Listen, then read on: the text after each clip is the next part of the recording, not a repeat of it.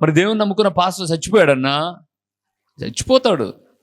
భౌతికమైనటువంటి నేత్రములు మోయబడ్డాయి, కానీ మనోనేత్రములు ప్రభు దగ్గర తెరవబడతాయి.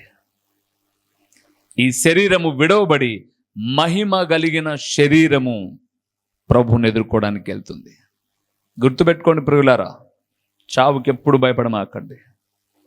రెడీ టు డై అని ఉండాలి. ఎప్పుడు పిలిచినా వస్తా ప్రభు నీ దగ్గరికి. అమ్మ పిల్లోళ్ళు నాదర పిల్లోళ్ళన్నా, ఏం పిల్లోళ్ళంట? నాదర పిల్లోళ్ళంట. ఏమో నాదర పిల్లలు ఉన్న పలంగా నువ్వు చేస్తే నాదర పిల్లోళ్ళని ఎట్ట బతికించాలో దేవుడు తెలుసు. అందుకే నువ్వు చావకు ముందుగా ఏ జీవితం ఎలాగ జరిగినా ప్రభు పాదాలు పట్టుకొని ఉండండి అని చెబితే నాదర పిల్లలను ఆయన చూసుకుంటాడు, ముదురు పిల్లలను ఆయన చూసుకుంటాడు. నువ్వేం ఆందోళన పడాల్సిన పనిలే. అమ్మో మా నాయన లేకపోతే నేను ఉండలేన్నా. మీ నాయన లేకపోతే నువ్వు ఉండలేవంటే ముందు తీసుకుపోయేది మీ నాయన్నే. మా అమ్మ లేకపోతే నేను ఉండాలంటే తొందరగా తీసుకుపోయేది దేవుడే. నా దేవుడు ఉన్నాడు, నాకు ఎప్పుడేం జరిగిస్తాడు అని అంటే మరణము ఉండదు. తిరిగి వద్దాం యెషయా గ్రంథానికి 25వ అధ్యాయం 8వ వచనానికి వద్దాం. ఆయన జరిగించే క్రియలు ఏంటో చూస్తున్నాం. మరణము మృంగివేయబడాలి. రెండవది 8వ వచనం, 2వ లైన్ మనం చూస్తున్నాం. ప్రభువైన యెహోవా ప్రతివాని ముఖము మింది బాష్ప బిందువులను తుడిచివేయును. ఏ బిందువులను తుడిచివేస్తాడంట? బాష్ప బిందువులు అంటే కన్నీళ్లు. ఆయన జరిగించే కార్యాలలో మొదటిది మరణ భయాన్ని తొలగిస్తాడు. రెండవది కన్నీటి బొట్లను తుడిచివేస్తాడు. కన్నీరును తుడుస్తాడు. ప్రియులారా, బైబిల్ గ్రంథంలో అలాంటి విషయాలు నేను చాలా విషయాలు మీకు చెప్తాను, మీరు చూడండి. ఇర్మియా అనే ఒక గొప్ప భక్తుడు ఉన్నాడు. రండి ఇర్మియా గ్రంథానికి ఒకసారి. ఇర్మియా గ్రంథం 31వ అధ్యాయము 16వ వచనం.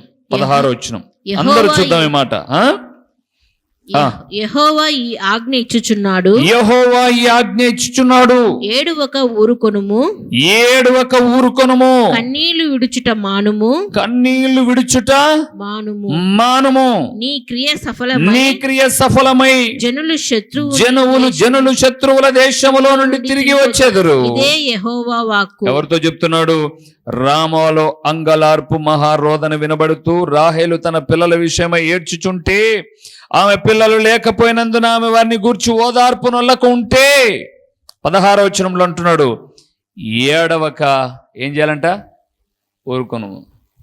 అప్పుడప్పుడు మనం కూడా కొంతమంది దగ్గరికి వెళ్తాం, ఊరుకొక్క పోయినోడు వస్తాడక్క, నువ్వు ఏడిస్తే మాత్రం ఏడవాకు ఊరుకుండు అంటాం. ఎవరికైనా పోయింటే మనం ఇదే మాట చెప్పేది. మనకు పోయినారనుకోండి మనం మాత్రం ఏడుస్తానే ఉంటాం. ఇదే మాట అప్పుడు మనకొచ్చి కూడా చెప్తే, ఇంతకుముందు నేను ఈ మాట కొంతమందికి చెప్పాను కదా, ఇప్పుడు ధైర్యంగా ఉందాం అని ఉండరు. రెండవ మాట అంటున్నాడు ఆయన, కన్నీళ్లు విడుచుట మానుము. ఎందుకు?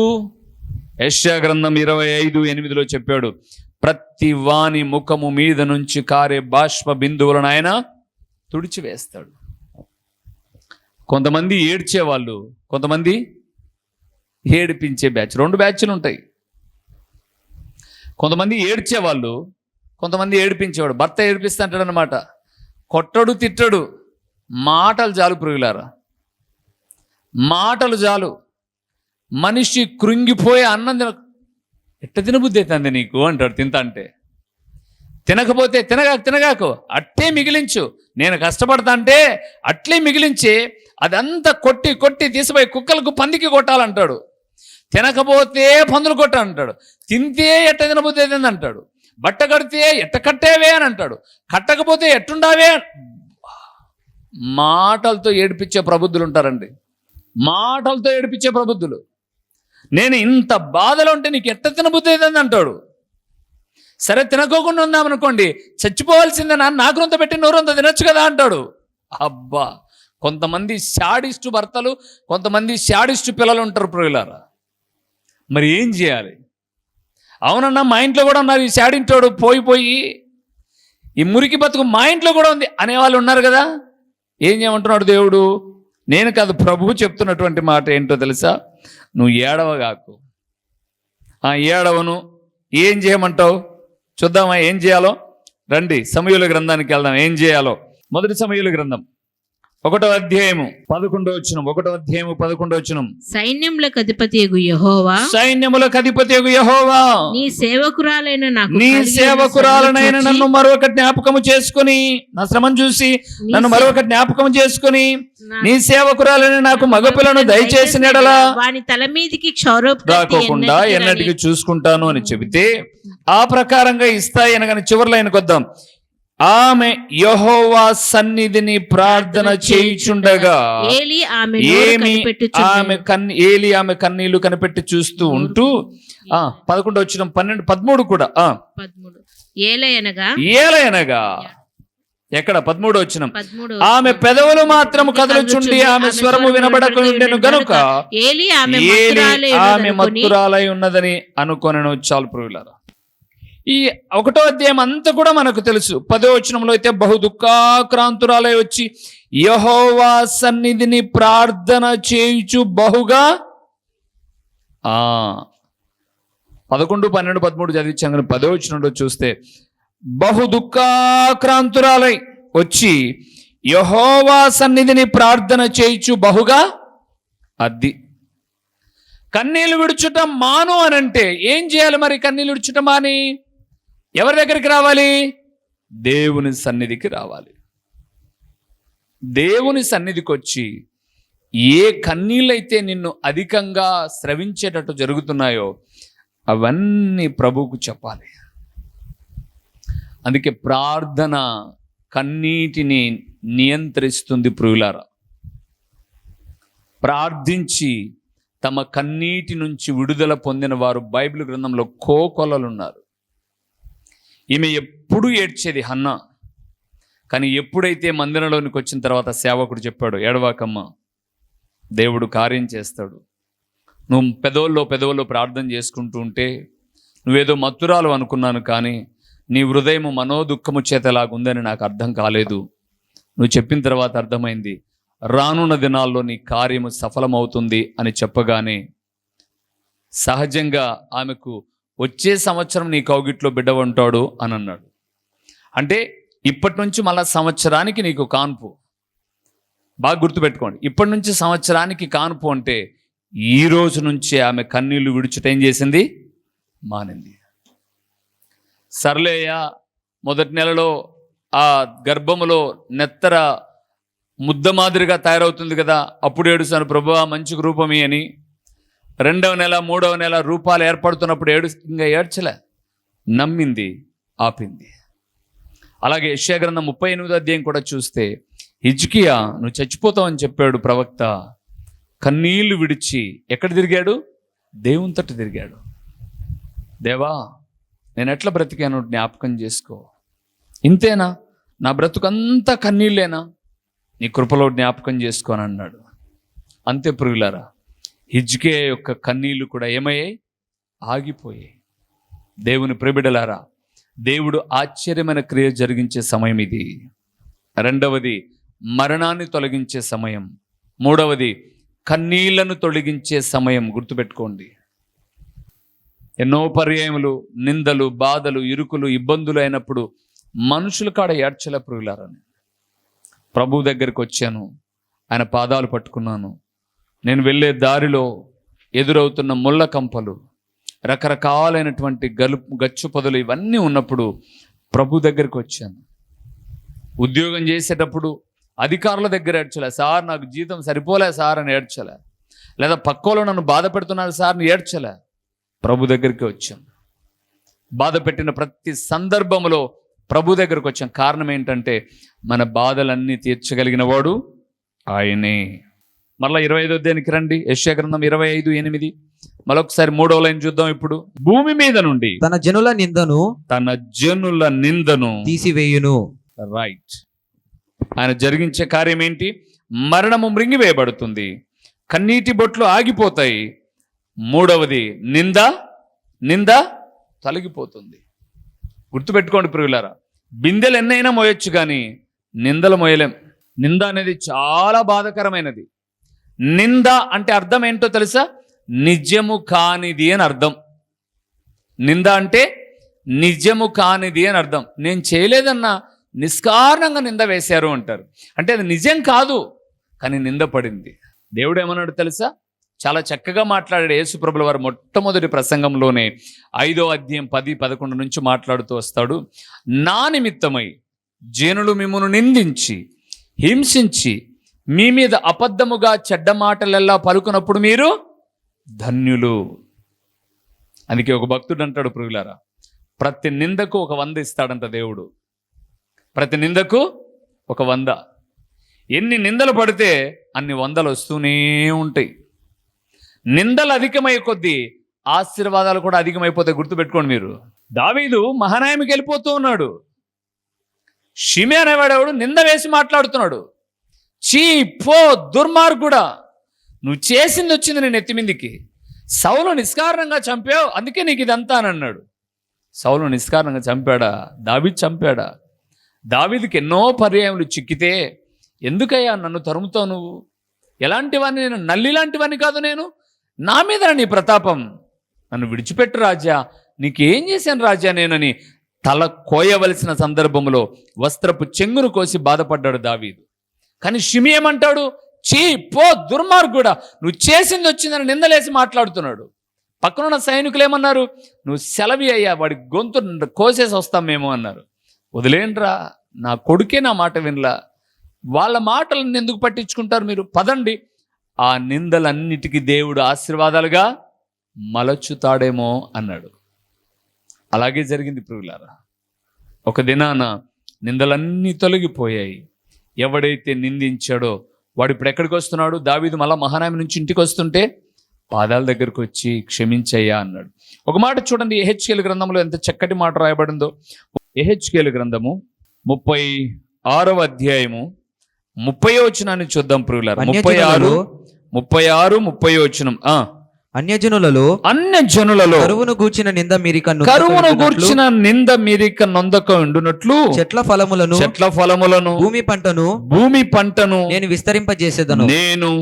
విస్తరింపజేసేదను. చాలు ప్రియులారా. ఏమంటున్నాడు? అన్యజనులలో కరువుని గూర్చిన నింద మీరిక నొందక ఉండునట్లు. ఏం చేస్తాడట? మీరిక నొందక ఉండునట్లు నిందను తొలగిస్తాడు. దేవుని ప్రియబిడ్డలారా, చాలామంది నిందలు మోస్తూ ఉంటారు. ఆందోళన పడమాకండి. నిజము కాని దానికి ఆందోళన పడమాకండి. చాలామంది నేను ఎరుగుదు ప్రియులారా, అనవసరంగా నింద వేశారని నింద భరించలేక ఏదో మింగి ఏదో తాగి ఏదో పోసుకొని చచ్చిపోయారు. వాళ్ళు చచ్చిపోతే నింద నిజమవుతుందా అబద్ధం అవుతుందా? మీరు చెప్పండి. నిజమే అవుతుంది. ఎంత లేనిది చేసిండకపోతే చస్తాదలే అని అంటారు. నింద నిజము కాదని నిరూపించుకోవాలంటే ప్రభు పాదాలు పట్టుకొని బ్రతికుండాలి ప్రియులారా. బ్రతికుండాలి, చావకూడదు. నిందలు వచ్చాయని చచ్చిపోయామనుకోండి, నింద నిజం అవుతుంది. కానీ బ్రతికామనుకోండి, నిజం కాకోకుండా అలాగ అనుకున్నాం కానీ కాదురా, వాళ్ళు కరెక్ట్గా బ్రతికారు కాబట్టే దేవుడు వాళ్ళని దీవించాడని చెప్పుకోవాలి అంటే బ్రతికుండాలి. చాలామంది నిందలు భరించలేక బడేలమని ఈడదుంకి చచ్చిపోతారు. ఏమంటుంది? ఎప్పుడు చచ్చిపోతా అనే వాళ్ళు ఒకటి గుర్తుపెట్టుకోండి, చస్తా అనేవాళ్ళు చావరు, అస్సలు చావరు. చస్తా అనేవాళ్ళు అస్సలు చావరు. ఆ రహస్యం తెలియక మనం భయపడుతుంటాం. ఒకరోజు భర్త ఉండబట్టలేక, ఏంది నీ బాధ రోజు, పై చావుపో అన్నాడంట. భార్య వెళ్తూ ఒరే పెద్దోడా, ఇదిగో ఊరు బేట పలానా బాయిలో ఉంటుంది నా శవం, తెచ్చుకోండి రే అని చెప్పిపోతుంది. తెచ్చుకోండి ఖచ్చితంగా. ఇన్ని రోజులు ఓపిక పట్టాను కానీ ఇంకోపిక పట్టలేను, పలానా బాయిలో ఉంటుంది అయ్యా తెచ్చుకోండి. ఇంకోటి అయ్యా, భూస్థాపన జరిగేటప్పుడు నాకు మంచిది, ఇదిగో పలానా చీర ఉండలే అప్పుడు మయమూలు పెట్టింది, అదే కట్టండి రాయా అని అంటుందంట. ఎందుకు పోయా నువ్వు అని అన్నాడంట. వెళ్ళిపోయింది. 2 నిమిషాలకు మళ్ళా వచ్చిందంట. ఏం వచ్చావు అని అంటే, ఉండయ్యా వాన పడుతుంది కానీ, ఏమంట వాన పడుతుంది కానీ గొడుగు తీసుకొని పోదామని వచ్చిన వాళ్ళు అంటే, ఈమె బాయిలో పడితే కన్నా నీళ్ళల్లో నానదాయమా? నీళ్ళల్లో మునక్కోకుండా మెడ బయట పెట్టుకొని చేస్తుందా? అంటే బెదిరించి మాటలు అన్నమాట. ఆగయ్యా రొంచేపు, ఆ వర్షం పడతాను తగ్గిపోతే కన్నా అదంతా మాడం పట్టింది, అది తగ్గగానే పోతానులే అనిందట. సావది బ్యాచ్, చాలా మంది ఎవరినో భయపడినీకి నేను చస్తా అనే వాళ్ళు ఇద్దరిని ముగ్గురినైనా చంపుతారు, కానీ వాళ్ళు మాత్రం నిందకు భయపడకూడదు. ఓకే, మూడవది ఆయన జరిగించే కార్యాన్ని చూద్దామా? నిర్గమకాండం ఆయన జరిగించే కార్యాన్ని చూద్దాం. 8వ అధ్యాయం 23వ వచనాన్ని చూద్దాం ప్రియులారా. నిర్గమకాండం 8వ అధ్యాయము అక్కడ జరుగునని ఒక మాట రాయబడి 23వ వచనం. నా ప్రజలను నీ ప్రజల నుండి ప్రత్యేకపరిచెదను రేపు ఈ సూచక క్రియ జరుగునని యెహోవా సెలవిచ్చినట్లు నీవు చేయవలెను, చెప్పవలెను. చాలు ప్రియులారా, దేవుని వాక్యం సెలవిస్తుంది. మూడవది ప్రత్యేకపరచుట అనే సూచక క్రియ జరిగించే దేవుడు. తనను నమ్మిన బిడ్డలు ఎప్పుడు సపరేట్గా ఉండాలని, గుంపులో ఉండాలని కోరుకోడు. చూడండి మన దేవుడు. అందుకే మీరు ఆ మాట బాగా చూడండి. నా ప్రజలను, రెండోది ఎవరి ప్రజల్లో నుంచి? నీ ప్రజల్లో నుంచి. ఎందుకో తెలుసా? దేశం మీదకి ఈగల గుంపు రాబోతుంది, ఒక భయంకరమైన ఉపద్రవం రాబోతుంది. ఈ ఈగల గుంపు వచ్చేటప్పుడు నా ప్రజలు ఈగల గుంపులో ఉండకూడదు. నా ప్రజలు ఈగల గుంపు అంటే రోగాల గుంపు అని. నా ప్రజలు ప్రత్యేకమైన గుంపులో ఉండే రీతిగా ఈ సూచక క్రియ జరుగునని మోషే ద్వారా దేవుడు మాట్లాడుతూ ఉన్నాడు. దేవుని ప్రియబిడ్డలారా, దేవుని నమ్మిన మనం ఎప్పుడు ప్రత్యేకంగా ఉండాలండి, ఎప్పుడు ప్రత్యేకంగా ఉండాలి.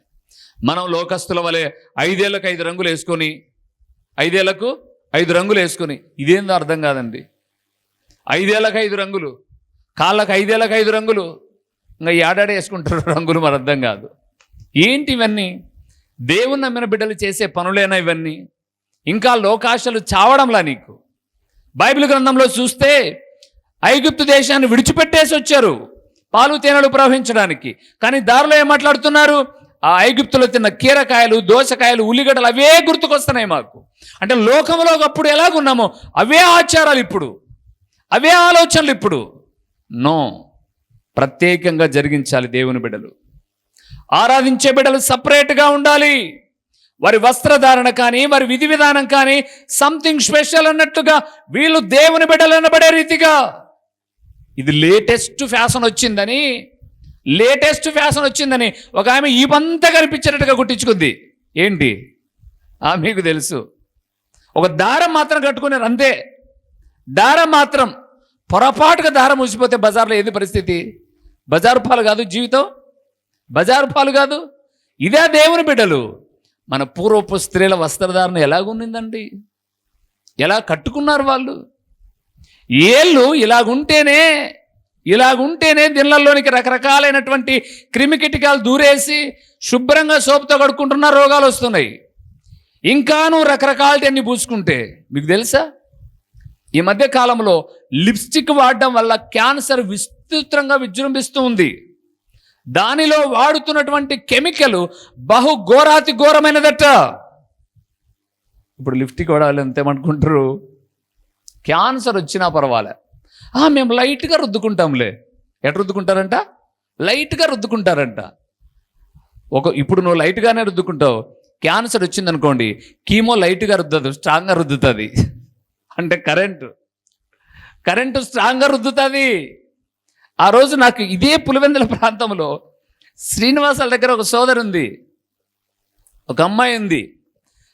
చాలా దినాల క్రితం ప్రియులారా, మన మందిరం కొత్తగా కట్టుకున్నాం 2006-07 ఆ సంవత్సరంలో. అప్పుడు మన దగ్గరకు వచ్చేది ప్రార్థనకు. ఆ సోదరికి చెప్పాను నేను, ఈరోజు సండే స్కూల్ పిల్లలు, చిన్న పిల్లలు పాటలు పాడి డ్యాన్సులు వేస్తున్నారు రా అని చెప్పేసి అంటే, ఆమెకు అప్పటికే పెళ్ళయింది. వచ్చి వెనకాల నిలబడి నేను డ్యాన్స్ చేస్తా అంటదే, నేను డ్యాన్స్ చేస్తాను. నువ్వు డ్యాన్స్ వేసేదమ్మా అంటే, నేను కూడా వేయకూడదా? వేస్తా అంటది. మెంటల్, అదో రకమైన మెంటల్. సరే వేయకూడదు, ఇది పిల్లలు మాత్రమే అని చెప్పేసానంటే, మేము వేయకూడదా? మందిరం మానేసింది. నిజం, మందిరం మానేసినారు ప్రియులారా. డ్యాన్స్ వేయొద్దన్నందుకు మందిరం మానేశారు. ఓకే, మానేశారు. కొద్ది రోజులకు పాపం కొంచెం విధి బాగలేదని చెప్పొచ్చు, క్యాన్సర్ వచ్చింది అమ్మాయికి. క్యాన్సర్ వస్తే, బ్రెస్ట్ క్యాన్సర్ వస్తే కొద్ది రోజుల తర్వాత నేను పలకరించాను. ఏమ్మా కనపడలేదు నువ్వు అంటే పలానా చోట కనపడితే చెప్పింది, అయ్యా నాకు ఇట్లా జబ్బు వచ్చింది, బాగలేదు, హైదరాబాద్లో చూయించుకుంటున్నా అని. నేను ఎందుకో అడిగాను ఆమెను అడిగాను, ఏం చేస్తారు ఎలాగా అని అంటే, కీమోలు పెడతారన్నా లోపలికి వెళ్ళేటప్పుడు వెళ్తారట. నిజంగా ఎవరికి రాకూడదని నేను ఒక దైవజనుడిగా కోరుకుంటున్నాను. లోపలికి వెళ్ళిపోతుందట. లోపలికి వెళ్ళిపోయిన తర్వాత వాళ్ళు పెట్టేటటువంటి ఆ కీమోలతోనట మనిషి నిటారుగా నడుచుకుంటూ వెళ్ళిన వాడు మనిషి అంతా కృంగిపోయి మోకాళ్ళ మీద దేక్కుంటూ, పసిబిడ్డ దేకుతాడు చూడండి, అట్లా దేకుతూ వచ్చి కుర్చీలలో కష్టం మీద కూర్చుంటారట. ఏమి అనంటే వద్దన్నది నరకం. దాదాపు ఎన్నో కీములు పెట్టిన తర్వాత బ్రతికింది. ఈ రోజు కూడా ఉంది శ్రీనివాస థియేటర్ దగ్గర ఒక ఇంట్లో బాడకు, ఈరోజు కూడా ఉన్నారు. గుర్తుపెట్టుకోండి, ఏలికి ఒక రంగు, మూతికి ఒక రంగు, కంటికి ఒక రంగు, రకరకాలైన రంగులు పూసుకుంటున్నావా? ప్రత్యేకంగా ఉండు. ఎలాగుండాలో ప్రత్యేకంగా చూద్దాం ఒకసారి. సంఖ్యాకాండము 23వ అధ్యాయము 9వ వచనాన్ని మనం చూద్దాం ప్రియులారా. 9వ వచనాన్ని మనం చూద్దాం. 9వ వచనం. మెట్టల శిఖరము నుండి అతని చూచుచున్నాను, కొండల నుండి అతని కనుగొనుచున్నాను. ఇదిగో ఆ జనము ఒంటిగా నివసించును, జనములలో లెక్కింపబడరు, యాకోబు రేణువులను ఎవరు లెక్కించెదరు. చాలు ప్రియులారా. ఎవరెవరు? ఇశ్రాయేలు గురించి బాలాకు పిలిచి శపించమంటే బిలాము చెబుతున్నాడు, జనములలో లెక్కింపబడరు వారు. ఒక ప్రత్యేకమైన వ్యక్తులుగా ఉంటారు దేవుని నమ్మిన వాళ్ళు. వారు ఎప్పుడు ఆడంబరాలు కోరుకోరు, వారు అణిగి మణిగి ఉంటారు, వినయ విధేయతలు ఉంటారు. ప్రార్థనే పాపమే ఉండరు ప్రియులారా. దేవుడు అంటున్నాడు, ప్రత్యేకపరచుట అనే సూచిక క్రియను జరిగించే దేవుడు మన దేవుడు. మొదటిది ఏం జరిగిస్తాడు ఆయన? ఆశ్చర్యక్రియలు జరిగిస్తాడు. రెండవది మరణాన్ని మింగివేస్తాడు, కన్నీటి బొట్టును ఆపివేస్తాడు, నిందను తొలగిస్తాడు. మూడవది ఆయన అంటున్నాడు, ప్రత్యేకపరచుట అనే సూచిక క్రియను ఆయన జరిగిస్తాడు. చివరిగా ఒక్క మాట చెప్పి నేను ముగిస్తాను. జకరియా గ్రంథము 4వ అధ్యాయము 6వ వచనం. ఇది బాగా మనకు కంఠస్థ ఉండే వచ్చే వాక్యం కదండి. 4-6 వచనాన్ని చూస్తున్నాం. పేజీ నంబర్ 778వ పేజీలో. అప్పుడు అతడు నాతో ఇట్లనెను, జెరుబ్బాబేలునకు ప్రత్యక్షమగు యెహోవా వాక్కు ఇదే, శక్తి చేతనైనను బలము చేతనైనను కాక నా ఆత్మ చేతనే ఇది జరుగునని సైన్యములకు అధిపతి యెహోవా సెలవిచ్చెను. గొప్ప పర్వతమా జెరుబ్బాబేలును అడ్డగించుటకు నీవు ఏ మాత్రపు దానవు, నీవు చదును భూమి వగుదువు. కృప కలుగును గాక అని జనులు కేకలు వేయగా అతడు పైరాయి తీసుకొని పెట్టించును. చాలు ప్రియులారా. 4వదండి, దేవుడు జరిగించే కార్యం ఏంటి అంటే ప్రతి సమస్యను చదునుగా జరిగిస్తాడు, చదును భూమి అగునట్లుగా జరిగిస్తాడు ప్రతి సమస్యను. అందుకే అక్కడ రాయబడి ఉంది, నా సేవకుడైన. బాగా మీరు అన్నమాట చూడండి ప్రియులారా. జెరుబ్బాబేలునకు ప్రత్యక్షమైనటువంటి వాక్యం ఏంటో తెలుసా? నా ఆత్మ చేతనే, శక్తి చేతను బలము చేతను కాదు. దేవుని నమ్మిన బిడ్డలు వారి శక్తి బలాలను ఆశ్రయించాల్సిన పని లేదు ప్రియులారా. దేవుని శక్తి చాలా గొప్పది. ప్రతి సమస్యను చదును భూమి చేస్తాడు నువ్వు ఆయన మీద ఆధారపడితే. కానీ మనం ఏం చేస్తాం? మన సమస్యలన్నీ మనమే తీర్చుకోవాలనుకుంటాం, మన బాధలన్నీ మనమే తొలగించుకోవాలనుకుంటాం. నో, దేవునికి అప్పగిద్దాం. దేవా, నీకు అప్పగిస్తున్నాను నా ప్రతి సమస్య అనంటే ఆయన అంటున్నాడు, గొప్ప సమస్య అంటే పర్వతమా నువ్వు ఏ పాటి దానివి, నా బిడ్డలను మింగేసి అంత సమస్యనా? ఇదిగో నా ఆత్మచేత జరిగే కార్యం ఏంటనగా చదును భూమి చేస్తాను.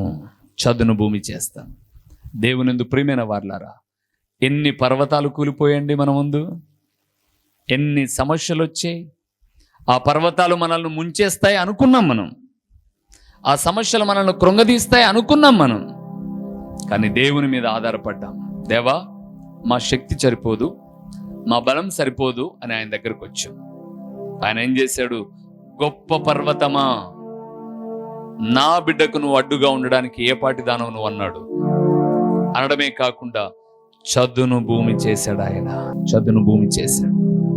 ఈరోజు మనం ఇంత నెమ్మదిగా దేవుని ఆరాధించగలుగుతున్నాము అంటే మన ముందున్నటువంటి ఎన్నో పర్వతాలను చదును చేసిన దేవుడు, మన ఉద్దేశములను సఫలీకృతము చేసిన దేవుడు, మనం ఆరాధిస్తున్న ప్రభు అయిన యేసుక్రీస్తు. అందుకే మన శక్తిని మనం ఎప్పుడు నమ్ముకోకూడదు ప్రియులారా. మన బలాన్ని మనం నమ్ముకోకూడదు. మన దగ్గర ఉన్న ధనాన్ని మనం నమ్ముకోకూడదు. దేవుడు చేసే సహాయం మీద ఆధారపడితే, దేవునికి మనం అప్పగించగలిగితే ప్రతి సమస్యను చదును చేస్తాడు. అక్కడ అన్నాడు, మీరు చూశారో లేదో, కృప కలుగునుగాక, కృప కలుగునుగాక అనగా జనులు తీసి ఏం చేశారు?